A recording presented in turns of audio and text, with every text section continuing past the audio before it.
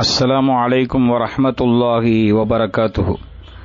அல்ஹம்துலில்லாஹ் வஸ்ஸலாத்து வஸ்ஸலாமு அலா ரசூலில்லாஹ் வ அலா ஆலிஹி வ அஸ்ஹாபிஹி ஹிஸ்பில்லாஹ். கண்ணியத்திற்குரிய அல்லாஹ்வின் அடியார்களே, நாம் தொடர்ந்து இந்த அதிகாலை சிந்தனை வழியாக நமது உயிரிலும் மேலான கண்மணி நாயகம் ஸல்லல்லாஹு அலைஹி வஸல்லம் அவர்களுடைய வாழ்க்கை வரலாற்றை அதனுடைய படிப்பினைகளோடு பார்த்து வருகிறோம். சமீப காலமாக பெருமானார் ஸல்லல்லாஹு அலைஹி வஸல்லம் அவருடைய ஈரல் குலை துண்டு ஃபாத்திமா ரதியல்லாஹு அன்ஹா அவர்களின் வரலாற்றை தொடர்ந்து நாம் பார்த்து வருகிறோம். அவர்களுடைய வரலாற்றில் அவர்களுடைய இறுதி நேரத்தை நாம் அடைந்திருக்கிறோம். ஃபாத்திமா ரதியல்லாஹு அன்ஹா அவர்கள் நபிகள் நாயகம் ஸல்லல்லாஹு அலைஹி வஸல்லம் அவர்களுடைய வஃபாத்துக்கு பின்னால் மிகப்பெரிய துக்கத்தில் ஆழ்ந்தார்கள். தனது ஒரே ஊன்றுகோலாக இருந்த தனது குடும்பத்தின் பெருமானார் ஸல்லல்லாஹு அலைஹி வஸல்லம் அவர்களுடைய அந்த வஃபாத் அவர்களை மிகப்பெரிய கலக்கத்தில் ஆழ்த்தியது. அவர்கள் அதற்கு பின்னால் கவலையிலேயே தன்னுடைய வாழ்க்கையை கழித்தார்கள். நாயகம் ஸல்லல்லாஹு அலைஹி வஸல்லம் அவருடைய கபரடி மண்ணை எடுத்து முகந்து பார்த்து ஃபாத்திமா ரலியல்லாஹு அன்ஹா அவர்கள் ஒரு கவிதை படித்தார்கள். மாதா அலாமன் ஷம்ம துர்பத அஹ்மதி. அஹ்மத் ஸல்லல்லாஹு அலைஹி வஸல்லம் அவர்களின் கபரின் மண்ணை முகந்த ஒவ்வொருவருக்கும் என்ன நடக்கும்? அல்லா யகூன அனில் மவத்ததி நாயியா. அவருடைய பாசத்திலிருந்து வெகு தொலைவில் இருக்கக்கூடாது. அவருடைய அந்த பாசம் பிரியம் என்பது நம்முடைய கூடவே இருக்கும் என்கிற எண்ணத்தில் அப்படிப்பட்ட ஒரு கவிதையை பாடினார்கள். வவதத்து கல்பன் கதுபஹா லிஃபிராக்கிஹி. அவருடைய பிரிவால் பலவீனமடைந்த இதயத்தை நான் விரும்பினேன். அல்லா யசும்ம மதஸ் ஜமானி கவாலியா. அது எப்போதும் விலைமதிப்பற்ற வாசனைகளை மணக்காது. அதாவது இதுபோன்ற ஒரு மனம் எப்போதும் கிடைக்காது என்று நபிகள் நாயகம் ஸல்லல்லாஹு அலைஹி வஸல்லம் அந்த கபரடி மண்ணை எடுத்து ஃபாத்திமா ரலியல்லாஹு அன்ஹா அவர்கள் பாடினார்கள். மேலும் சொன்னார்கள், சுப்பத் அலைய மசாயிபு லவ் அன்னஹா. எனக்கு துரதிர்ஷ்டங்கள் ஏற்பட்டுள்ளன. அவை வரதத் அலா ஜபலின் லாஸ்பஹ ஹாவியா. அந்த துரதிர்ஷ்டம் ஒரு மலையில் விழுந்திருந்தால், அந்த கவலை துக்கம் என்பது ஒரு மலையின் மீது விழுந்திருந்தால் அது அந்த மலையையே நொறுங்கச் செய்திருக்கும். முசீபதி ஃபில் முஸ்தபா லவ் அன்னஹா. தேர்ந்தெடுக்கப்பட்ட முஸ்தபா ஸல்லல்லாஹு அலைஹி வஸல்லம் அவர்களை இழந்த இந்த பேரிழப்பு என்பது சுப்பத் அலல் ஐயாமி சிறுநலையாலியா. அது பகலிலே அந்த முசீபத் ஏற்பட்டிருந்தால் அந்த பகலை அது இரவாக மாற்றியிருக்கும் என்று பெருமானார் ஸல்லல்லாஹு அலைஹி வஸல்லம் அவர்கள் மீது இருந்த அளவு கடந்த பிரியத்தால் பாசத்தால் இப்படி ஒரு கவிதையை பாடி ஃபாத்திமா ரலியல்லாஹு அன்ஹா அவர்கள் அழுதார்கள். நாயகம் ஸல்லல்லாஹு அலைஹி வஸல்லம் அவர்களுடைய வஃபாத்துக்கு பின்னால் 6 மாத கால வாழ்க்கை தான் ஃபாத்திமா ரலியல்லாஹு அன்ஹா அவர்களுக்கு இருந்தது. தனது மகன்கள் ஹசன் ஹுசைன் ரலியல்லாஹு அன்ஹுமா மற்றும் மகள் உம்மு குல்சூம் ரலியல்லாஹு அன்ஹா மற்றும் கணவர் அலி ரலியல்லாஹு அன்ஹு அவர்களோடு அவர்கள் கவலையினோடே வாழ்க்கை நடத்தினார்கள். நாயகம் ஸல்லல்லாஹு அலைஹி வஸல்லம் அவர்கள் ரபியுல் அவ்வல் மாதத்தில் வஃபாத்தாகிறார்கள். அவருடைய வஃபாத்துக்கு பின்னால் ரபியுல் ஆஹிர், ஜமாதுல் அவ்வல், ஜமாதுல் ஆஹிர், ரஜப், ஷாபான், ரமலான் ரமலான் மாதத்தை அடைகிறார்கள். பெருமானார் ஸல்லல்லாஹு அலைஹி வஸல்லம் அவர்கள் வஃபாத்தாகி 6 மாத காலம் முடிவுற்றிருந்தது. அந்த ரமலான் மாதத்தில் ஹிஜ்ரி 11வது வருடத்திலே ஃபாத்திமா ரலியல்லாஹு அன்ஹா அவர்கள் தன்னுடைய இறுதி நேரத்தை அடைகிறார்கள். அதாவது சக்கராத்துடைய நிலைமை அவர்களுக்கு ஏற்படுகிறது. அப்போது ஃபாத்திமா ரலியல்லாஹு அன்ஹா அவர்களுக்கு 29 வயதுதான் ஆகியிருந்தது. அவர்களுடைய குழந்தை ஹசன் ஹுசைன் ரலியல்லாஹு அன்ஹுமா ஆகியோருக்கு ஒரு 9-10 வயது அவர்களுக்கு ஆகியிருந்தது. அவருடைய குழந்தை உம்மு குல்சூம் ரலியல்லாஹு அன்ஹா அவர்கள் சிறு குழந்தையாக அவர்கள் இருக்கிறார்கள். இந்த சூழ்நிலையில்தான் அவர்களுக்கு சக்ராத்துடைய நிலைமை ஏற்படுகிறது. பக்கத்திலே அஸ்மா பின்த் உமைஸ் ரலியல்லாஹு அன்ஹா அவர்கள் இருக்கிறார்கள். அவர்களிடத்திலே அவர்கள் அழுது கொண்டே இருக்கிறார்கள். அஸ்மா பின்த் உமைஸ் கேட்கிறார், ஏன் ஃபாத்திமா அழுகிறீர்கள் என்று கேட்கிற போது ஃபாத்திமா ரலியல்லாஹு அன்ஹா சொன்ன வார்த்தை இப்போது இருக்கிற எல்லா பெண்களுக்கும் அற்புதமான ஒரு வழிகாட்டலாக இருந்து கொண்டிருக்கிறது. ஃபாத்திமா ரலியல்லாஹு அன்ஹா சொன்னார்கள், மரியாதைக்குரியவர்களே, அன்றைக்கெல்லாம் மையத்தை அடக்குவதற்காக எடுத்துச் செல்லப்படுகிற ஒன்று பாடை போல் தான் இருந்தது. அப்படி பாடை போல் என்றால் அதற்கு மேலே மூடி எதுவும் இருக்காது. யார் கொண்டு செல்லப்படுகிறார்கள் என்பது எல்லோருடைய கண்களுக்கும் தெரியும். அதனால் அதை நினைத்து பார்த்து ஃபாத்திமா ரலியல்லாஹு அன்ஹா சொன்னார்கள், நான் இறந்துவிட்டால் என்னுடைய உடல் பலரும் பார்க்க எடுத்துச் செல்லப்படுமே, அந்த நிலையை எண்ணி பார்த்து நான் அழுகிறேன் என்று ஃபாத்திமா ரலியல்லாஹு அன்ஹா அவர்கள் சொன்னார்கள். அருமையான தாய்மார்களை நாம் இங்கே கொஞ்சம் யோசித்து பார்க்க வேண்டும். எப்படிப்பட்ட ஒரு வார்த்தையை அவர்கள் சொல்லியிருக்கிறார்கள்.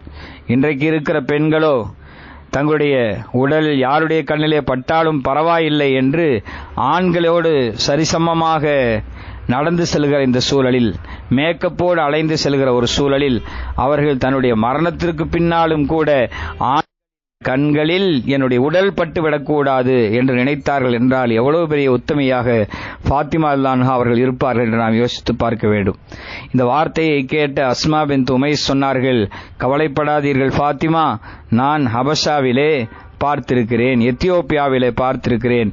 அங்கே அவர்கள் இறந்து விட்டவர்களை சுமந்து செல்கிற போது அவர்களுடைய உடல் மறைக்கிற வண்ணமாக ஈச்சம் மரத்தினுடைய ஓலைகளை ஒன்று சேர்த்து அதை மூடிக்கொண்டு செல்வார்கள். அப்படி கொண்டு செல்வதை நான் பார்த்திருக்கிறேன். அதே போன்ற அமைப்பை உங்களுக்கும் இங்கே ஏற்படுத்திக் கொள்ளலாம் என்று அஸ்மா பின்த் உமைஸ் ரலியல்லாஹு அன்ஹா அவர்கள் சொன்னார்கள். இதை கேட்டு ஃபாத்திமா ரலியல்லாஹு அன்ஹா அவர்கள் ஆறுதல் அடைந்தார்கள். என்னுடைய உடல் அப்படித்தான் எடுத்துச் செல்லப்பட வேண்டும்.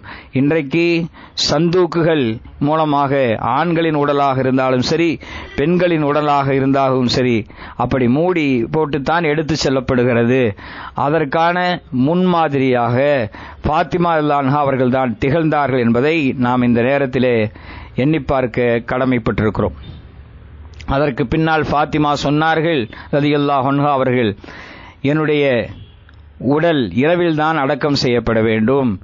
என்னுடைய உடலை குளிப்பாட்டுவது என்னுடைய கணவர் அலி ரலியல்லாஹு அன்ஹு அவர்களும், அஸ்மாவை நீங்களும் குளிப்பாட்டுங்கள் என்று தன்னுடைய இறுதி நேர வசியத்தாக அவர்கள் சொன்னார்கள்.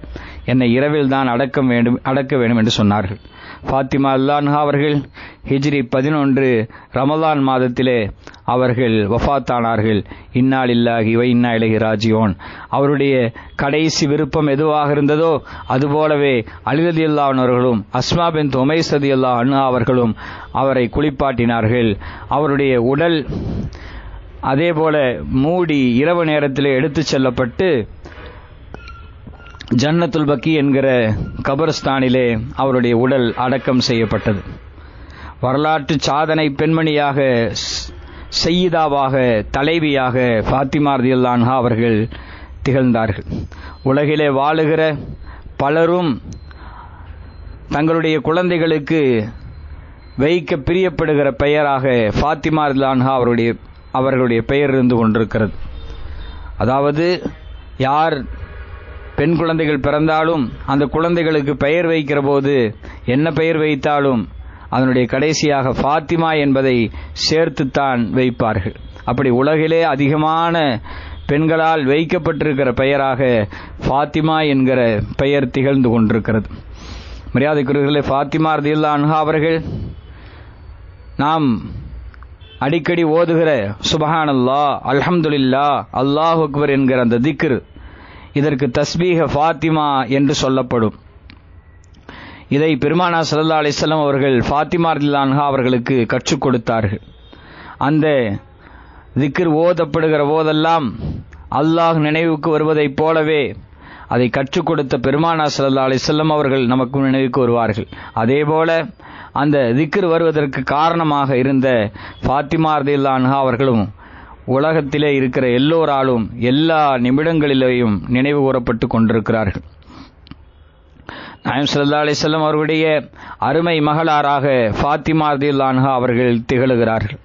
அதேபோல 2 ஷஹீதுகளின் ஹசன் ஹுசைன் ரலியல்லாஹு அன்ஹுமா ஆகியோருடைய தாயாகவும் ஃபாத்திமா ரலியல்லாஹு அன்ஹா அவர்கள் திகழுகிறார்கள்.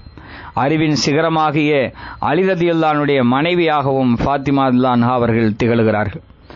மரியாதைக்குரியவர்களே, இமாம் ஹசன் ரலியல்லாஹு அன்ஹு அவர்கள் ஹிஜ்ரி 49 எதிரிகளால் விஷமிட்டு கொல்லப்பட்டார்கள். அப்படி கொல்லப்பட்ட போது, கொல்லப்படுகிற சமயத்திலே அவர்கள் இறப்பை எய்துகிற நேரத்தில் ஒரு வசியத் செய்தார்கள்.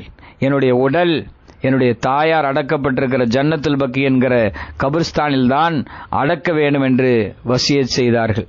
அதே போலத்தான் இமாம் ஹசன் ரலியல்லாஹு அன்ஹுடைய உடல் ஜன்னத்துல் பக்கியிலே அடக்கம் செய்யப்பட்டது. ஜன்னத்துல் பக்கி என்பது சஹாபாக்கள் எல்லாம் அடங்கி இருக்கிற கபிர்ஸ்தானாக இருந்து கொண்டிருக்கிறது. அது மதீனாவிலே இருக்கிறது. நாயகம் ஸல்லல்லாஹு அலைஹி வஸல்லம் அவர்கள் ஹசன் ரலியல்லாஹு அன்ஹு அவர்கள் கொல்லப்படுவார்கள், ஷஹீதாக்கப்படுவார்கள் என்பதை முன்கூட்டியே முன்னறிவிப்பு செய்தார்கள். அதேபோல இமாம் ஹுசைன் ரலியல்லாஹு அன்ஹு அவர்களும் ஷஹீதாக்கப்படுவார்கள் என்று பெருமானார் ஸல்லல்லாஹு அலைஹி வஸல்லம் அவர்கள் முன்னறிவிப்பு செய்திருக்கிறார்கள். அதேபோலவே ஃபாத்திமா ரலியல்லாஹு அன்ஹா அவர்களுடைய அருமை மகனார் இமாம் ஹுசைன் ரலியல்லாஹு அன்ஹு அவர்கள் ஹிஜ்ரி 61 முஹர்ரம் பிறை 10ஆம் நாள் கர்பலாவிலே வைத்து ஷஹீதாக்கப்படுகிறார்கள். அவருடைய தலை தனியாக வெட்டப்பட்டது. அப்படி வெட்டப்படுகிற சமயத்திலே இமாம் ஹுசைன் ரலியல்லாஹு அன்ஹு சொன்னார்கள், என்னுடைய உடல் ஜன்னத்துல் பக்கி கபிர்ஸ்தானில் என் தாயாருக்கு அருகாமையிலே அடக்கம் செய்யப்பட வேண்டும் என்று வசியத் செய்தார்கள். இமாம் ஹுசைன் ரலியல்லாஹு அன்ஹுடைய தலை தனியாக வெட்டி எடுக்கப்பட்டது. இமாம் ஹுசைன் ரலியல்லாஹு அன்ஹுடைய உடல் கர்பலாவிலே அடக்கம் செய்யப்பட்டிருக்கிறது. அவருடைய தலை மதீனாவுக்கு கொண்டு வரப்பட்டு அங்கே அவருடைய தாயாரின் கபருக்கு அருகாமையிலே ஜன்னத்துல் பக்கியில் தான் அடக்கம் செய்யப்பட்டது என்பது பெரும்பாலான அறிஞர்களுடைய கருத்தாக இருந்து கொண்டிருக்கிறது. அவருடைய தலை மிஸ்ரிலே, திமஷ்கிலே அடக்கம் செய்யப்பட்டது, கர்பலாவிலே அடக்கம் செய்யப்பட்டது என்றெல்லாம் பல்வேறு விதமான தகவல்கள் வந்தாலும் இமாம் ஹுசைன் ரலியல்லாஹு அன்ஹுடைய அந்த தலை என்பது ஜன்னத்துல் பக்கி கபிர்ஸ்தானில் தான் அடக்கம் செய்யப்பட்டது என்பது பெரும்பாலான அறிஞர்களுடைய கருத்தாக இருந்து கொண்டிருக்கிறது. ஆக மரியாதைக்குரியவர்களே, ஒரு அற்புதமான வாழ்க்கையை வாழ்ந்த ஃபாத்திமா ரலியல்லாஹு அன்ஹா அவர்கள் மிகச்சிறந்த முன்மாதிரியாக இருந்து கொண்டிருக்கிறார்கள். அவருடைய வரலாற்றை நாம் அதிலிருந்து சில செய்திகளை நாம் கேட்டிருக்கிறோம். அந்த வரலாற்றிலே எவைகளெல்லாம் நமக்கு படிப்பினைக்குரிய விஷயங்களாக இருந்து கொண்டிருக்கிறதோ அந்த படிப்பினைக்குரிய விஷயங்களை நம்முடைய வாழ்க்கையிலே கடைபிடிப்பது நாம் அனைவரின் மீதும் கடமையாக இருந்து கொண்டிருக்கிறது. மரியாதைக்குரியவர்களே, நாம் தொடர்ந்து பெருமானார் ஸல்லல்லாஹு அலைஹி வஸல்லம் வரலாற்றை ரபியுல் அவ்வல் பிறை 1 துவங்கி நாம் ஆரம்பித்து இப்போது 93 தொடர்கள் பெருமானார் ஸல்லல்லாஹு அலைஹி வஸல்லம் வரலாற்றிலே நாம் பார்த்திருக்கிறோம்.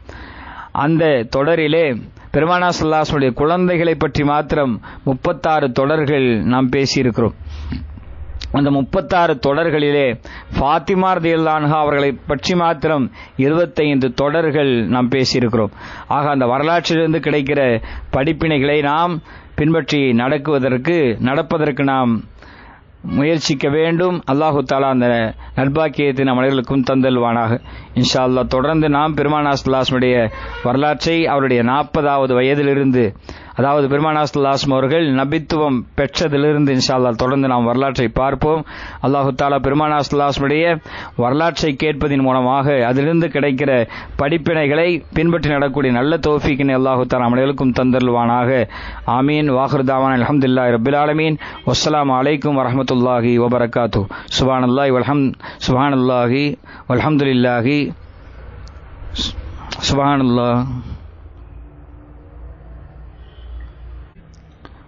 சுப்ஹானல்லாஹி பிஹம்திஹி சுப்ஹானக்கல்லாஹும்ம வ பிஹம்திக நஷ்ஹது அல்லா இலாஹ இல்லா அன்த வ நஸ்தக்ஃபிருக வ நத்தூபு இலைக். ஆமீன். சுப்ஹான ரப்பிக ரப்பில் இஸ்ஸத்தி அம்மா யசிஃபூன் வ ஸலாமுன் அலல் முர்ஸலீன் வல்ஹம்துலில்லாஹி ரப்பில் ஆலமீன். ஸல்லல்லாஹு அலா முஹம்மது ஸல்லல்லாஹு அலைஹி வஸல்லம். ஸல்லல்லாஹு அலா முஹம்மது ஸல்லல்லாஹு அலைஹி வஸல்லம். ஸல்லல்லாஹு அலா முஹம்மது யா ரப்பி ஸல்லி அலைஹி வஸல்லம்.